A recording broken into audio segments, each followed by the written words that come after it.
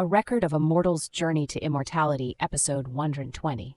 Hanli escapes from Nanming Island, but the evil aura clings to him, making it hard to dispel. Continuing from the previous encounter, none of Hanli's group wanted to be the first to step forward. The elder in the green robe looked like a demonic cultivator, and demonic cultivators haven't had a good reputation in the past. The group feared that stepping out now might lead them into a trap, even though the likelihood seemed low. No one wanted to take the risk, preferring to let others test the waters first. Hanli remained still as well. After a long pause, the elder in the green robe began to show signs of impatience. A young cultivator in blue robes flew out from below, saluted the elder, and said respectfully, "Junior Cunning of the KTN sect greets the seniors. Here is my token." The elder took the small sword, examined it briefly, and then, with a softened expression, returned it to the youth, acknowledging that it was indeed the required magical tool of KTN sect disciples. He then allowed the young cultivator to leave. Overjoyed, the youth thanked the elder and swiftly flew away, unimpeded by the Reverse Alliance cultivators on the road. Seeing this, other cultivators began to emerge, flying to the elder and presenting their tokens. The elder appeared extremely experienced, able to recognize cultivation methods and tokens at a glance. When Hanli saw a Jiadan cultivator being let through, he also flew toward the elder. The elder recognized Hanli as a Jiadan stage cultivator and, with a smile, asked, "And who might this fellow Taoist be?" Hanli took out the elder badge given by Zilin, handed it over, and replied with a slight smile, "I am the Hall Elder of the Miaoyan sect. This is my badge, please take a look." The elder carefully examined the badge, then stared into Hanli's eyes before asking slowly, "Miaoyan sect? I've heard your sect has 2 elders who are often in seclusion, rarely showing themselves. Could you be one of them?" Hanli, maintaining his composure, smiled and said, "My surname is Han. I didn't expect fellow Taoists to know of us obscure ones. I'm impressed." The elder chuckled and replied politely, "Ha! It's nothing. Your sect's reputation in the Starsea Chaos is not insignificant, especially the Zilin Fairy of your sect. My young master has long admired her name. I hope you can pass on this message." Hanli hesitantly asked, "May I know who your young master is?"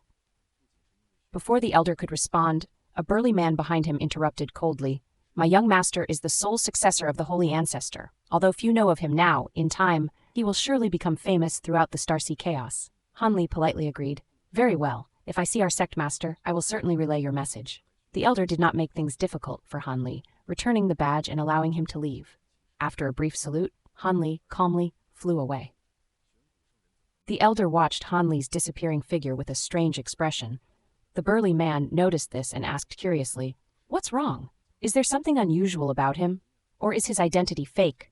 The elder replied, "His identity is likely real. Our informants within Miaoyan sect have already recorded the portraits of their 2 elders, and this person looks exactly like Elder Liu Ying, so it's definitely him. If his appearance was altered, it wouldn't escape the eyes of Elder Wang at the harbor." The elder pulled out a green jade and waved it briefly in front of the burly man. The burly man, dissatisfied, snorted and asked, "If there's nothing wrong, why did you make that expression?" The elder pondered for a moment and said, "This man is not simple. If we were to fight him one-on-one, neither of us would be his match." The burly man naturally didn't believe the elder's words. After all, they often received guidance from the Holy Ancestor. How could they possibly lose to a rogue cultivator? The elder calmly explained, "Protector Liu, you know that I cultivate the 7 fiend art. Although it's not a top-tier method, it allows me to sense the fiendish aura in him. The amount of fiendish energy in this person is something I've never seen in someone at the Jidan stage. Moreover, his fiendish energy is not only dense, but also extremely cold and sinister. This kind of aura only forms when one has killed too many copper-tier cultivators. Such fiendish energy can only be dispelled using Buddhist or Taoist methods, otherwise, it remains permanently. Facing this kind of person, ordinary illusion-based spells are significantly weakened. And if one's mind isn't steady, being enveloped by this killing intent can cause temporary loss of mental clarity. Out of one's full power, they would be lucky to exert 7 or 8/10 of it. If this person cultivated my 7 fiend art, his power would advance by leaps and bounds." In truth, Hanli accumulated such intense fiendish energy by slaying hundreds of Jidan-level demonic beasts. Of course, the elder was only interested in how Hanli amassed such fiendish energy. Upon hearing this, the burly man lost interest completely. When Hanli flew over the harbor, a powerful divine sense suddenly descended from above, enveloping him in an instant. Han Li was slightly startled but quickly maintained a calm expression, floating in midair. He had already guessed that the Reverse Alliance wouldn't simply let a Jiadan cultivator go based on just a token. This must have been the reason why the old monster personally used his divine sense to ensure no Jiadan cultivator was disguising their appearance and using a fake identity to slip through. Han Li wasn't using a false identity as cover because such minor tricks of altering appearance wouldn't escape the keen eyes of Elder Yuan Ying. Unless one had a mysterious secret technique and a few precious rare magical treasures, using a false identity and getting caught would only raise more suspicion, likely resulting in capture for questioning. Thus, Han Li preferred to risk being pursued later by Beiji and the others and use the identity of a Miaowine Jin sect elder to deal with the situation for now. By the time those old monsters tracked him, he would likely have already reached the outer star sea. Han Li remained composed, allowing Elder Yuan Ying to scan him with the divine sense. Once the divine sense receded, Han Li calmly flew away from the harbor. After leaving the harbor far behind, Han Li immediately sped up. Later, as Han Li traveled and thought about how to enter Tianqing City, he suddenly furrowed his brows and stopped, with a look of confusion. He glanced at the nearby sea with a suspicious gaze, then his expression changed. He raised his hand, looking into the distance, and wrapped himself in a layer of pale blue light. Soon after, 2 cultivators dressed in silver robes with golden belts flew over from afar. Han Li realized that these 2 were righteous cultivators from the Reverse Alliance. 2 Reverse Alliance cultivators caught up with Han Li. One was a pale-faced scholar, and the other was a sturdy black-skinned man. After revealing themselves, they locked onto Han Li with their divine senses, coldly staring at him as if ready to attack at any moment. Han Li asked in a low voice, "Do you 2 fellow Taoists have some business with me? If not, I must be on my way. If there is no advice to give, I'll take my leave." The sturdy man blocked Han Li, saying, "You must come with us," refusing to let him go. Han Li's face darkened, and his tone grew cold as he replied, "Did I offend you 2 in some way? Or has the Reverse Alliance become so overbearing that they can just arrest people at will?" The scholar politely explained, "No need to get angry, fellow Taoist. We are under orders to capture the remnants of the new palace. A new palace cultivator recently fled in this direction, and you just happened to appear here. It's said that the new palace has several secret techniques to alter one's appearance, and we cannot tell if your appearance has been altered, so we ask you to cooperate for a moment." Han Li's expression wavered, and the 2 men exchanged glances, becoming more cautious. Suddenly, Han Li smiled and said calmly, "Very well, I'll accompany the 2 of you." Hearing this, the 2 men relaxed, and the scholar even showed a hint of smugness. Just as the scholar was about to speak further, Han Li made his move. His previously hidden right hand suddenly flipped, and 6 rays of azure light shot swiftly toward the burly man. At the same time, 5 copper rings appeared in his left hand, emitting a deep humming sound. The scholar reacted quickly, shouting, "You dare make a move?" He immediately opened his mouth and spat out a square-shaped treasure about a few inches in size. It was flat and pitch black, resembling an inkstone, a peculiar ancient magical treasure. The sturdy man also released a large white jade seal, which faced the 6 rays of azure light, attempting to block them. The scholar, seeing the copper rings in Han Li's hand, was startled and quickly warned, "Be careful, those copper rings are from the ancient fortress." The 6 rays of azure light aimed at the sturdy man suddenly doubled into 12 rays with a clear sound.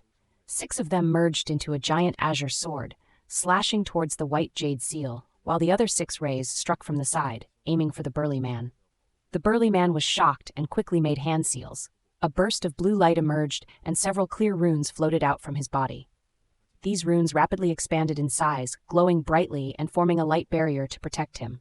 He planned to use this barrier to fend off Han Li's wind and cloud sword. Meanwhile, the scholar activated his inkstone treasure, unleashing a black fog that quickly spread to cover a vast area. Under his further command, the fog condensed into dozens of black birds that charged toward Han Li. The copper rings in Han Li's hand shimmered briefly before disappearing. Han Li then took out a flower basket. Seeing Han Li ignoring his attack, the scholar became furious. His inkstone treasure was something he painstakingly refined, using great effort and resources. It had nearly exhausted half of his life savings, but it was worth it.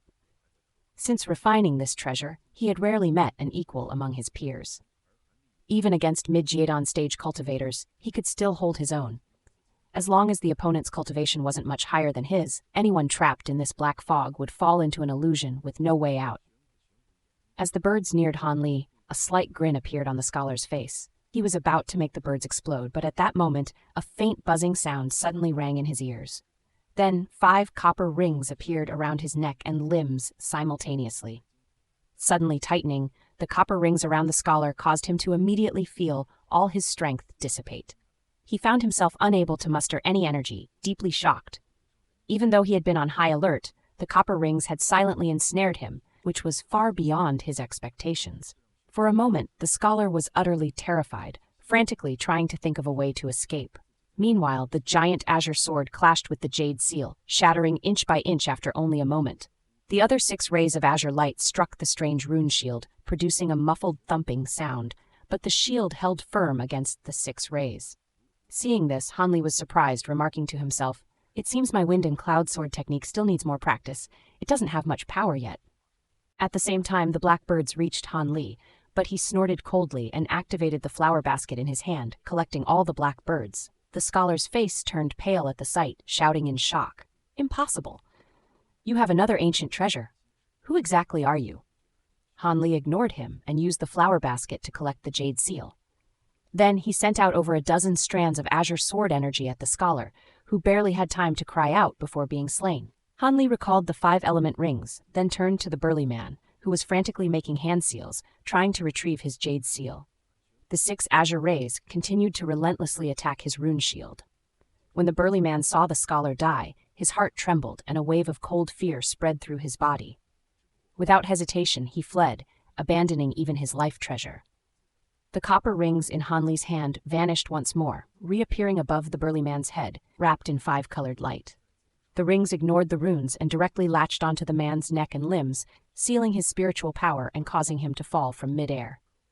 Han Li shot a beam of azure light, slicing the man in half at the waist. He took the storage bags from the 2 men, briefly scanning them with his divine sense before storing them away. Han Li also collected the jade seal and inkstone treasure. Standing in midair with his arms folded, Han Li calmly looked down at the sea below and said, "Fellow Taoist, you've been hiding and watching for long enough. Isn't it time you came out for some air?" A moment of silence passed with no response. Han Li sighed softly and, with a slightly menacing tone, added, "You're hiding under the sea, aren't you? Do you really want me to drag you out myself?" Realizing that Han Li had discovered him, the hidden person hurriedly replied, "Wait, fellow Taoist, I'll come out right now." A cultivator flew up from the waters below. He was wearing star-patterned robes, with jet-black hair, and a green jade headband on his forehead. He gazed at Han Li with a calm expression. But when Han Li saw his face, he was taken aback. This person's face was as fair as jade, with dark eyebrows, phoenix eyes, a delicate nose, and soft, rosy lips. He was extraordinarily beautiful. What shocked Han Li the most was that he couldn't tell if this person was male or female. If he were a woman, his every movement exuded grace and poise, but if he were a man, his features were far too delicate and beautiful, with even a hint of irresistible charm in his expression. "May I ask for your esteemed name?" Han Li inquired. The person replied, "I am Lin Yuling, external law enforcer of the Star Palace. Thank you for saving me, fellow Taoist." Lin Yuling's voice was pleasing but neutral in tone. Fellow cultivators, please give me a like and subscribe to my channel to follow the next episode.